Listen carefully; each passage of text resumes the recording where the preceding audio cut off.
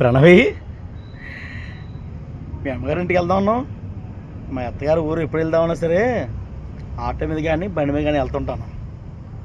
నువ్వు ఎలాగా బస్సు ఎక్కుతావు కదా. చంద్రబాబు నాయుడు గారు స్త్రీశక్తి పథకం ఒకటి పెట్టారు కదా, ఎలాగా నీకు ఫ్రీయే, నాకే కదా ఖర్చు.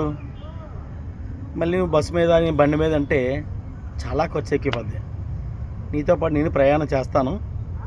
చంద్రబాబు ధర్మ అంట, నీకు ఎలాగా బస్ ఛార్జీలు లేవు, నాకు 200 ఖర్చు అవుతుంది, పర్వాలేదు, నేను ఎప్పుడు బస్సు ఎక్కను. ఈసారి చంద్రబాబు నాయుడు గారు కల్పించిన పథకం మీద నువ్వు ఎలాగా బస్సు ఎక్కుతావు కాబట్టి నీతో పాటు నేను ప్రయాణం చేద్దామనుకుంటున్నాను. ఈసారి మనిద్దరు కలిసి వెళ్దాం బస్ మీద. ఏం ప్రణవి, చెప్పవే, ఉలకవో పలకవో, ఎప్పుడు బండి అయినటి, బండి వద్దు, బస్ మీద వెళ్దాం. ఆర్టీసీ వారు అన్ని సదుపాయాలు కల్పించారంట.